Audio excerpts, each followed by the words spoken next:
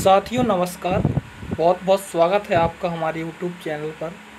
आज हम ईवीएस के एक विशेष टॉपिक परिस्थितिकी पर बात करेंगे एवं उससे संबंधित जो भी इम्पोर्टेंट तथ्य हैं उनको जानने का प्रयास करेंगे।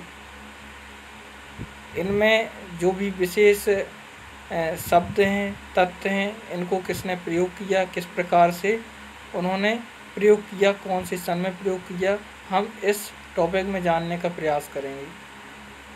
तो आइए मित्रों, देखते हैं हम इन महत्वपूर्ण तथ्यों को जो ईवीएस से संबंधित है। हाँ दोस्तों, यदि आप मेरे चैनल में नए हो तो मेरे चैनल को लाइक शेयर सब्सक्राइब जरूर करें। सबसे पहले हम देख लेते हैं परिस्थितिकी। परिस्थितिकी विज्ञान के जनक कौन हैं? तो दोस्तों, परिस्थितिकी विज्ञान के जनक हैं ओडम। तो इसको याद रखना कि जो परिस्थितिकी विज्ञान का जनक है कौन है? ओडम महोदय हैं। इकोलॉजी शब्द का प्रयोग किसने किया? तो अर्नेस्ट हैकल ने किया। तो इसको भी याद रखना है कि अर्नेस्ट हैकल ने सर्वप्रथम इकोलॉजी शब्द का प्रयोग किया। इसके बाद परिस्थितिकी तंत्र का प्रयोग करने वाले जो वैज्ञानिक थे वो थे ट्रांसले। तो इनको याद रखना कि ट्रांसले महोदय ने परिस्थितिकी तंत्र का प्रयोग किया। इसके बाद गहन परिस्थितिकी या डीप इकोलॉजी भी बोलते हैं इसको, इसका प्रयोग करने वाले जो वैज्ञानिक थे वो थे आर्नीज नैश। तो इसको याद रखना कि आर्नीज नैश ने गहन परिस्थितिकी या डीप इकोलॉजी शब्द का प्रयोग किया। इसके बाद परिस्थितिकी पदछाप मापने की इकाई जो है वो है भूमंडलीय हेक्टेयर। परिस्थितिकी पदछाप यदि मापना है तो हमें कौन सी इकाई का प्रयोग करना होगा? भूमंडलीय हेक्टेयर। तो इसको भी याद रखना। इसके बाद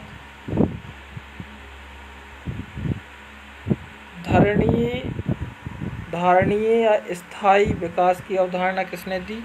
ब्रुटलैंड। तो इसको याद रखना है दोस्तों, किसने? ब्रुटलैंड। 1987 में यह अवधारणा दी गई। इसके बाद पर्यावरण भूगोल शब्द की प्रथम चर्चा किसने की? तो हैबर्ट व हियर ने 1993 में 1993 में। प्राकृतिक कृषि का अन्वेषक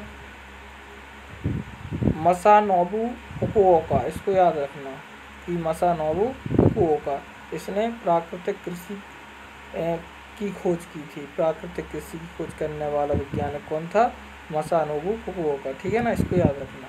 इसके बाद हॉट स्पॉट की संकल्पना किसने दी? हॉट स्पॉट की संकल्पना नॉर्मन मायर ने। तो इसको याद रखना कि नॉर्मन मायर ने हॉट स्पॉट की संकल्पना दी। इसके बाद जीव विविधता शब्द का सर्वप्रथम प्रयोग किसने किया? वाल्टर जी ने।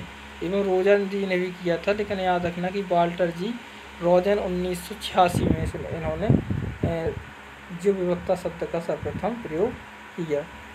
ओजोन परत की सर्वप्रथम खोज किसने की? चार्ल्स फॉबी व हेनरी ब्यूसेन ने। तो इसको याद रखना कि चार्ल्स फॉबी और हेनरी ब्यूसेन ने ओजोन परत की सर्वप्रथम खोज की। इसके बाद आते हैं ग्रीन हाउस गैस की संकल्पना। ग्रीन हाउस गैस की संकल्पना किसने दी दोस्तों? जोसेफ कोरियर ने। तो याद रखना कि ग्रीन हाउस गैस की संकल्पना देने वाले वैज्ञानिक थे जोसेफ कोरियर। इसके बाद biosphere reserve Edward Suez. Biosphere reserve की संकल्पना किसने दी? एडवर्ड सुएस ने। इसको भी याद रखें दोस्तों। इसके बाद जीव विविधता वाल्टर जी रोसेन। तो इसको याद रखना है कि जीव विविधता की जो संकल्पना दी है वो किसने दी है?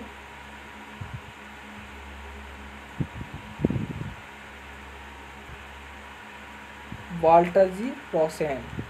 बायोडायवर्सिटी शब्द का प्रयोग रेमंड एवं डॉसमैन ने किया है। तो इसको याद रखें कि बायोडायवर्सिटी शब्द का प्रयोग रेमंड एवं डॉसमैन ने। परिस्थितिकीय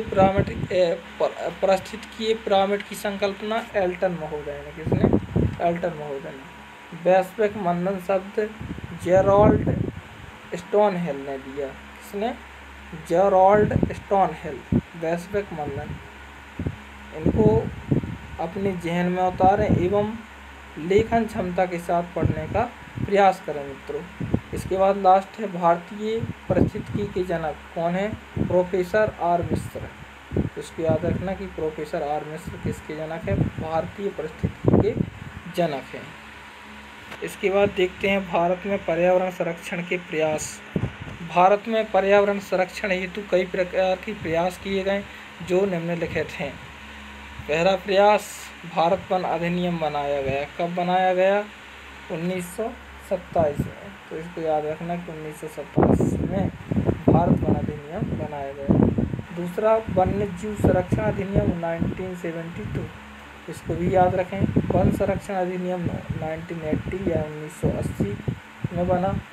वायु प्रदूषण निवारण एवं नियंत्रण अधिनियम 1981 अर्थात 1981 में इसका प्रयोग किया गया पर्यावरण संरक्षण हेतु। पर्यावरण संरक्षण अधिनियम 1986 में बना और संशोधित कब हुआ दोस्तों? 1991 में, मतलब 1991 में। राष्ट्रीय पर्यावरणीय ट्रिब्यूनल अधिनियम कब बना? 1995 में। तो इसको भी याद रखें। वन्य जीव संरक्षण नियम 1995, ये दोस्तों एग्जाम में पूछे जाते हैं, इसलिए इनको ध्यानपूर्वक पढ़ें एवं इसको अपने जहन में उतारने का प्रयास करें। उम्मीद करता हूँ कि आपको वीडियो देखकर समझ में आता होगा। चलते हैं नेक्स्ट तथ्य की ओर। जैव विविधता अधिनियम 2002 में बनाया गया, इसको भी याद रखें। एगमार्क एक्ट 1937 में बना, जो कृषि से संबंधित। दोस्तों इसको याद रखना कि एगमार्क किससे संबंधित है? कृषि से। तो याद रखना कि कृषि से संबंधित है, ठीक है। इसके बाद केंद्रीय गंगा प्राधिकरण 1985 में। Water prevention and control of pollution cess act 1977 में बनाया गया। राष्ट्रीय गंगा बेसिन प्राधिकरण 2009 में। तो इसको भी याद रखें कि राष्ट्रीय गंगा बेसिन प्राधिकरण 2009 में बनाया गया। हाथी संरक्षण परियोजना 1992 में। तो याद रखना कि जब पृथ्वी सम्मेलन हुआ था उसी समय पे हाथी संरक्षण परियोजना भी आई। इको मार्क योजना 1992 में। तो इसको भी कोरिलेट कर लें उसी से, हाथी संरक्षण परियोजना से। तो ये भी 1992 में आया इको मार्क। लास्ट है दोस्तों, राष्ट्रीय हरित प्राधिकरण 2010 में आया। तो इसको भी याद रखें कि राष्ट्रीय हरित प्राधिकरण कब आया? 2010 में। तो दोस्तों ये थे कुछ इम्पोर्टेंट तथ्य जो मैंने आपको समझाए। उम्मीद करता हूँ कि आपको ये तथ्य समझ में आए होंगे। वीडियो देखकर दोस्तों कैसा लगा कमेंट्स बॉक्स में जाकर कमेंट्स जरूर करें। तब तक के लिए नमस्कार, जय हिंद, जय भारत।